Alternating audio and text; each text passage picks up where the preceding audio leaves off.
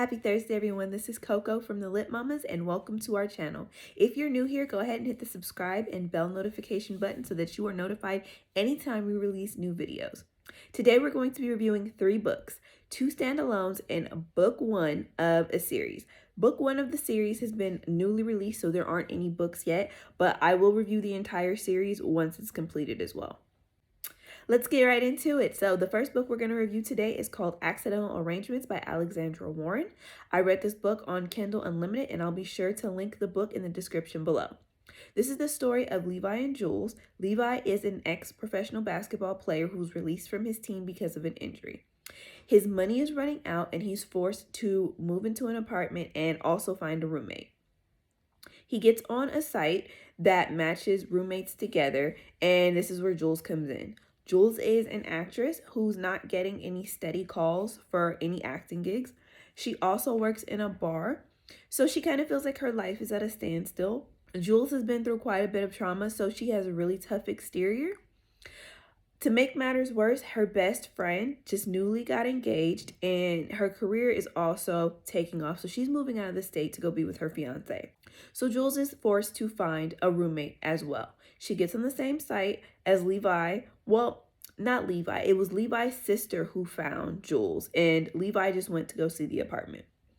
So Levi comes, he sees the apartment, he likes the apartment. There's an instant connection between the two of them, but now that they've decided they're going to be roommates, they've also decided that it's not a good idea for them to engage with one another. Unfortunately, with most of these stories, that didn't work out. And so they decided to kind of put themselves in a situationship. And because they both have these really large goals, they know that neither one of them really has time for a relationship, and they really need to focus on making their dreams come true. Fortunately, both of them are supportive of one another in this. So it's not a huge deal. They both agree to the situationship, and they are both able to give one another space when it's time for the other to go out and do what needs to be done. So what did I think about the book? I think this story was adorable. I personally feel like this is a mature young adult book. Both parties are over 18. They're in their early 20s, but I'm older than that. So to me, they seem really young.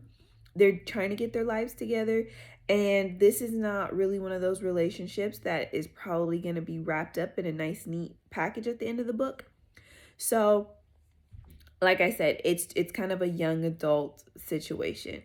I tend to steer away from these types of books just because, like I said, there's not really ever a happily ever after with these. The end of the book is usually the beginning for that couple and the beginning of their lives. So we don't really get a chance to see with these type of books a nice, neat wrap up. Levi is really sweet. He kind of wears his feelings on his sleeve, but he's also very self-absorbed right now because, again, he has this big dream of getting signed to another team and continuing his professional basketball career. So his mind is that he's just got this one-track mind of, I'm just trying to get my life back together. I screwed up the first time around by making these huge purchases, and then I turned around and got injured and all of these things, and I'm just trying to turn it all around and get back to doing what I love. And because of, while that's admirable, and people should have big dreams and people should focus on their dreams, it causes him to kind of run over the people that he cares about, and it causes him problems along the way. Like I stated earlier, Jules has a tough exterior. She's been through so much, and underneath all of that, you can tell she's really sweet and she's really loving, but she's trying so hard to protect herself. And like I said, she's trying to be an actress. So right in the beginning of the book, she's at a standstill. She really doesn't know if she wants to be an actress. She's dealing with some family things that kind of come out later. And so it really is kind of holding her back. And it's wonderful to see Levi kind of help her with those things. So let's get down to my favorite part of the book. The sex scenes, right? So these sex scenes were detailed, and they were also engaging. There were plenty of them. Like I said, this is a young couple, so they're going at it. Again, this is not one of those books. Most of the books that I read, honestly, if they're romance, are not going to be for people who only like one or two of those scenes. This one had enough. It had enough, and I liked it. I was satisfied with them. They were detailed, perfect, the right amount. It was great. I'm definitely going to give the sex scenes 4 flames. So the pros. The story was beautifully written. It was detailed and I could visualize everything happening as I read it, which is a big plus to me. I really hate when I have to sit there and try and rack my brain, and the way that a person tells a story, or the way that an author writes a story, doesn't flow in a way that I can actually visualize it. I hate having to work to visualize what it is that the author is trying to get across. And so this book doesn't do that at all. It flowed really well. I was able to visualize the story and kind of see in my mind what was going on. And I liked it. I also really enjoyed how both Levi and Jules never lost sight of their goals, because even though they enjoyed each other, they never let the honeymoon phase of their situation stop them from doing the things that they needed to do to begin to reach those goals. Even when things were not going well, they still just kind of chugged ahead and moved forward and did what they needed to do for themselves. So the cons, like I stated before, Jules was a lot of the time. They're young, like I said, so some of the stuff that they're going through, I've kind of been through, and it gets kind of annoying to me. But for her in particular, she cannot give this guy an inch for a long time, and she can't give him a break. She doesn't cut him any slack. You know, she can be really mean. I mean, even to the point where she's just cruel sometimes. And so that was a bit of a turnoff for me. I also wish that, you guys know how I feel about background. I wish that we had a little bit more background on their families and their mothers in particular. My favorite characters are Levi, Jules, Levi's sister, and his best friend. My least favorite characters were Jules's ex, and there's a celebrity blogger in there that stirs up some trouble that I'm not a fan of. Would I read the book again? Probably not. Not because the story wasn't well written or it wasn't a good story. It was a good story, and I really enjoyed it. But they're young, their lives are just beginning, so that means that the ending isn't a nice, neat wrap up. Like, it's not packaged in a nice, neat bow. And so typically I tend to read books over and over again that are finished. So I rate this book a 4 out of 5. I totally think you guys should read it. It was a good story. And I would read it for the first time again. I wasn't disappointed in the story at all. So let's just jump right into book 2. So book 2 is going to be You're the Best Part by Chenell Parker. So I read this book again on Kindle Unlimited. I will go ahead and link the book in the description below as always. So this story follows Nyx and Gianna. Nyx was raised by his grandparents. His parents had him very young and were unable to take care of him. They went to jail, they ran the streets, things like that. So his grandparents raised him. Nyx was able to defy the odds and go ahead and finish up college. And by the time he was done with college, he was able to take over quite a few of his grandfather's business. He was able to take over actually all of his grandfather's businesses. At the time of him, he was also engaged and set to get married. So for him, life was going very well until it wasn't. So Gianni was raised by her mother until her mother passed away. Then she went on to live with her grandmother and cared for her grandmother in her assisted living facility until her grandmother passed away. When her grandmother passed away, Gianni fell on hard times because when she was living with her grandmother, she had to end up moving in with her boyfriend while trying to finish school and work. Even after her grandmother passes away, she does have a cousin and an aunt, but neither one of them offer her a place to stay. So she ends up living with her boyfriend for a while trying to attend school. Well, turns out, big surprise, the boyfriend's not shit. So she ends up being homeless and she lives in a shelter for a while. While she's going to school full time, she goes ahead and she runs into this little girl who needs help with math. She ends up tutoring her and gets to know her father, and his name is Heavy. Heavy is a bouncer at a nightclub. And so this nightclub happens to be owned by Nyx, and her cousin also works at the nightclub. So Heavy puts in a good word, and she begins to work at the nightclub.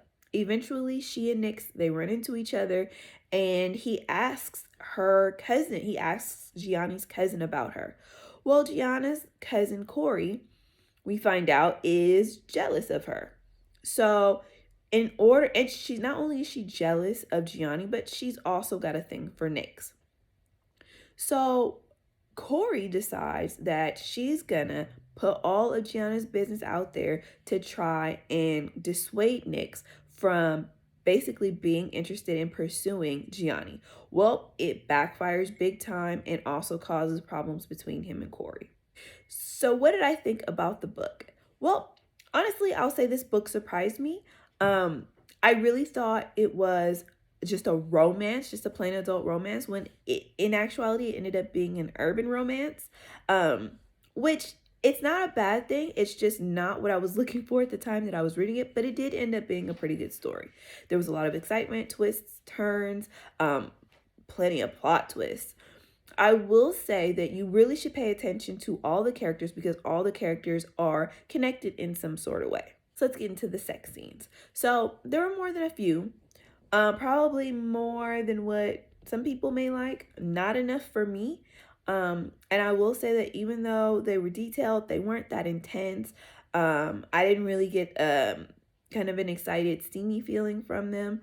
So that's fine. But there was also kind of a lot going on in the book, so I understand why they weren't why there wasn't more of them. But I would give the scenes an overall 3 flames. Pros. I love Gianni's determination. She is not going to let anybody or anything stop her. And in this book, she is down bad.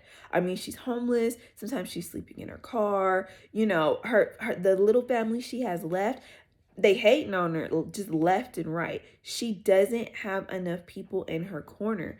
And she's not letting it stop her at all. She's very determined to make something of herself. She also has a brother, but he ain't shit neither. So she's really trying to defy the odds. And she won't let anybody stand in her way, not even Nyx. So that's a huge pro for me. I love how even though Nyx's parents didn't raise him, I love the fact that first of all, the 3 of them have a really solid friendship. Nyx doesn't acknowledge them as his parents. His parents are basically his grandparents. So his mom and his dad are basically like really close friends or like more really close siblings to him. And it's not that far-fetched because they were like 13, 14 when he was born. So it's not far off the mark that they could have been his siblings and right, had circumstances been different. But I love how they always have his back. They are always rooting for him. They are always trying to do what's best for him, even though they can be loud and annoying and a little bit much. They are always pushing for him and they're always standing up for him. And nobody, not in their presence at least, can disrespect or harm him. They acknowledge that they had made mistakes and they were young when they had him, and they really take responsibility for the past and are really trying to move forward and have a really good relationship with him. And this is such a big con for me. Like, it's so bad. I hate, and this is what happened in this book. I hate when I love the male character in the beginning and hate him towards the end. I don't like that. I would rather the guy be an asshole in the beginning and turn out to be amazing in the end than the other way around. And I feel like that's what happened with Nyx. In the beginning, he was really sweet, it felt like, and he was really determined to get her. And now looking back on it, after reading the whole book, I can now see where some of it were, there were some red flags there. But he really seemed really sweet and really determined and really just wanting the best for Gianna. And I don't think that changed throughout the book. I do believe that he did and does want the best for Gianna. But as you get towards the middle and towards the end, you notice that one, he has a temper that is out of this world. And once it's triggered, he can't really control it. That's the first thing. Second thing, he becomes very controlling, in my opinion, towards the middle and end. And then he really crosses a line there towards the last quarter of the book. Let me know in the comments when you figure out what I'm talking about. But he crosses the line, in my opinion. And honestly, if I were Gianna, I definitely would have left him over the situation. But hey, I guess to each his own, but I wouldn't have been able to tolerate what it was that he actually did. He went too far. And then once he went too far with that, he continued to go too far with that particular situation.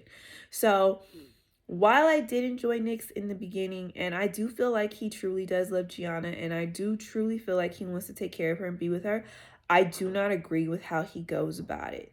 I think in some ways it's toxic. I also believe that he has a hard time really kind of accepting the direction that his life took with his parents and kind of how things happened. He lost some people. Well, he lost a close family member, which you'll read about in the book. He himself was injured at one point, which again you'll read about in the book. I just think he's got a lot of emotional baggage that he probably needs to work out. And if he were to work it out, then I think he'd be back on kind of that good solid ground and be what would be considered a good guy. And I want to make clear, I'm not talking about controlling like we see in some of these books where it's just the masculine energy and the guy's really just trying to look out for his wife or girlfriend or whatever, so he makes some calls or makes some decisions and kind of puts his foot down. No, I'm talking controlling, like controlling, in my opinion. It's not a good look for me. So my favorite characters were Gianni, Nyx's grandparents. They're really cute. I also enjoyed Al and Danny, which are Nyx's friends. They're really adorable. I loved Nichelle, which is Nyx's mom, Geo, and Heavy. You'll figure out who they are in the book. I don't want to spoil that for you. So my least favorite characters, pretty much everybody else. Excuse me, I have allergies today. My allergies are acting up.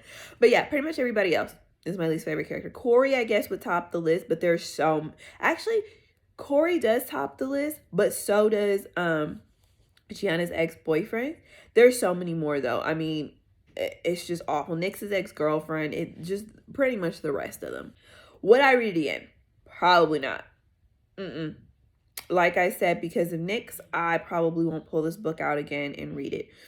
Do I recommend it? I do, because the story itself is good, especially if you like urban romance. There's quite a bit of illegal activity happening, and it's really exciting. It's an exciting book, but like I said, the turnoff for me was kind of how Nyx changed throughout the book. So my rating for this book is a 4.5 out of 5.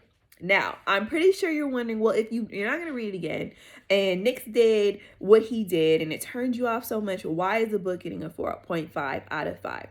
The reason is, this story is still good. I mean, like, it's an amazing story that checks off almost all my boxes. The 0.5 that got knocked off was because of Nyx. That's the whole reason why this book didn't get a 5 out of 5 for me, was because of how he behaved. But I would be remiss in knocking off so many more points because of his behavior. Because like I said, in the beginning, he was pretty good. And it didn't really get till towards the middle, towards the end, that he really started to behave in a way that I didn't like. But I still feel like even though his behavior was inappropriate, 9.5 times out of 10, his intentions were good. So I didn't knock off too much for that. But it was really the story that, that made the rating so high. And I couldn't put it down. So I gave the book what the book deserved, even though I don't like really how the other half of the couple turned out. Okay, so let's jump right into the last one. And this book, I'm sure you can tell my excitement, has me super excited, mainly because it's the first book that I reviewed on this page by my favorite author, AlexandriaHouse. I love all her books.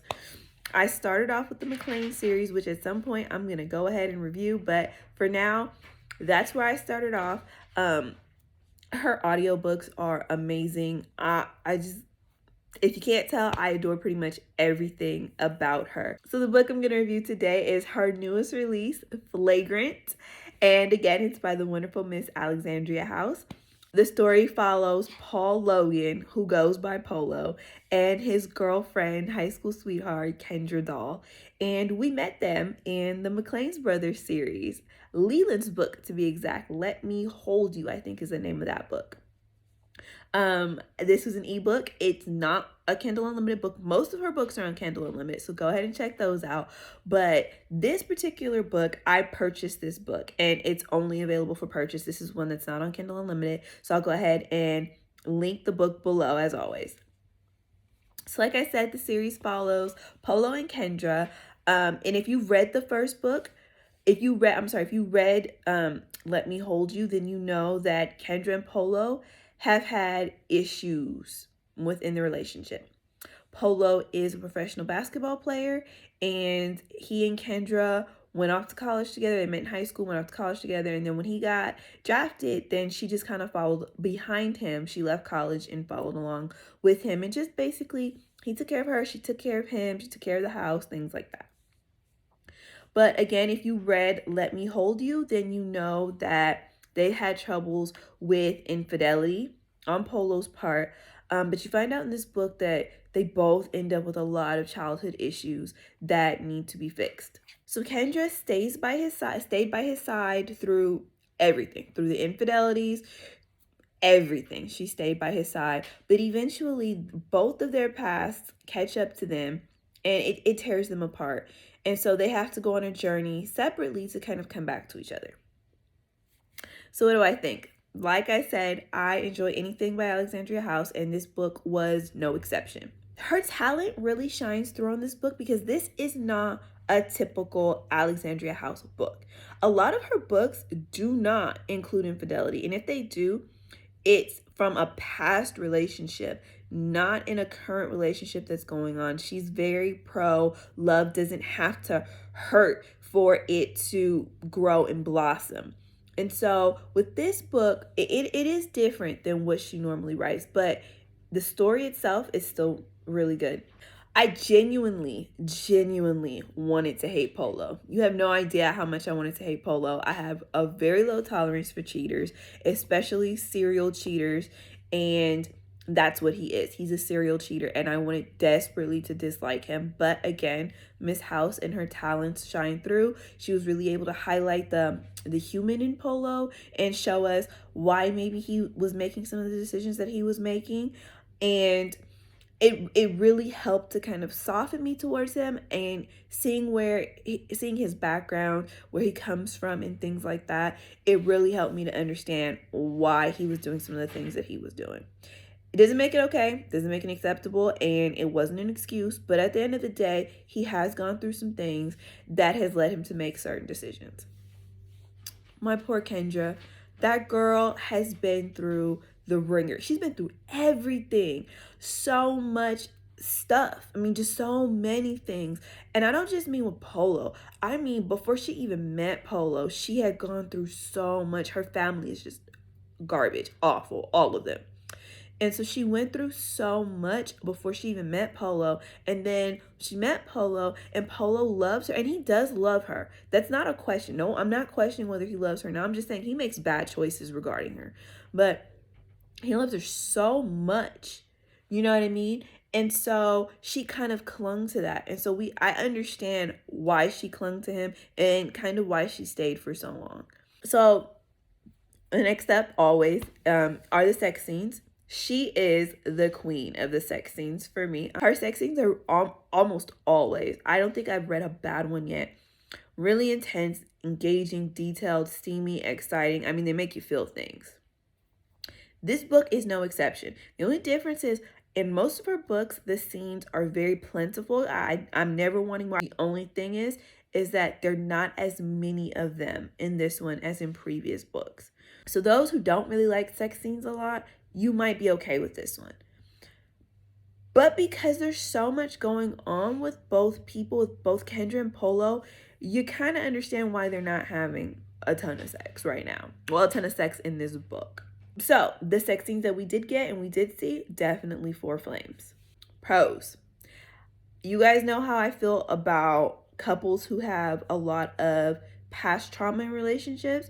I don't like when authors try and make it seem like love fixes it, because it's not true. That's not fact. Love cannot fix or heal certain issues. Only mental health help, mental health professionals, things like that can help you get over certain traumas, can help you get over triggers and certain issues. And in this book, Alexandria House does an amazing job at showing that. So you guys know how I feel about seeing things from each couple's point of view. This book did that. She actually kind of started me with that because most of her books are from both the couple's point of view, both the male and the female's point of view. And so this book is no exception. We get to see what Polo's thinking. We get to see what he's been doing when he's not with Kendra. You know, we get to see his true feelings, and I love that in books because, again, it helps to humanize both parties. And what one party thinks the other party is thinking, you get a chance to see whether that's even true or not. Because there's sometimes that Kendra thinks Polo's thinking something or feeling something or doing something, and that ends up not being the case. And so to see it from both points of view is always a plus for me, and is definitely going to get a book points. Cons. So, as always, like I said, even though I understand why there are not as many sex scenes in this book, I like them. I still wanted more of them, especially the way she writes them. I just wanted more. So it's more of a preference than a con, really. Favorite characters. So my favorite characters are Polo and Kendra. He did make it on the favorite character list, mainly because he took responsibility for himself, his actions. It wasn't this typical woe is me type situation. He really took responsibility. And before he even took responsibility for himself and tried to get himself some help for himself, he desperately tried to get help for Kendra. Before everything kind of cracked and fell apart, he did. And even at his own expense of her having to hash it out with somebody, you know, he included himself in her traumas and really gave her permission to explore that. Not that she really needed his permission, but as I'm sure as a lot of us know, the wronged party usually doesn't like their business out there to anyone, even if it is a therapist. They don't like you telling anyone how they were wrong. It's usually embarrassing and it's usually shameful for them, but he didn't care about any of that. He cared about her. He cared about her mental health, even though he was contributing to an unhealthy state for her. He tried with the knowledge that he had. He tried as best as he could. Still on the favorites. My book has been Leland. Definitely book Bay. And his wife Kim. I really love her too. And Brenda Charles, which is Kendra's therapist. I really did enjoy her and her approach to how she was helpful to them both. My least favorite characters are all of Kendra's family. Her entire family was garbage. Serena Child, garbage. She's a blogger. So, rating, 4.5. I know. How did she not get a 5 if she's the blueprint for everything? Well, in this book, like I said, it strays away from kind of what she normally does. And in a big way, the infidelity throughout their entire relationship, it didn't rub me in the best way. You know, it didn't take away from how I feel about her as an author. It didn't take away from the story either. But I'm really a fan of just kind of the original way she writes. That, and well, like I said, the sex scenes, preference-wise, there wasn't as many as she normally puts in there, but they were good. Would I recommend? Absolutely. This was a good book, and I'm honestly probably going to read it again and again and again, like I do pretty much all of her books. So that wraps it up for today. Thank you so much for joining me this week. If you are new here, again, I hope you enjoyed the video and that you'll continue to tune in with me. Go ahead and hit the like and subscribe and notification bell if you haven't already. For those who join us every week, if you haven't already subscribed, go ahead and subscribe and hit the notification bell. And I will link all books in the description. I hope you all have a beautiful Thursday, and I'll see you again next week. Bye-bye.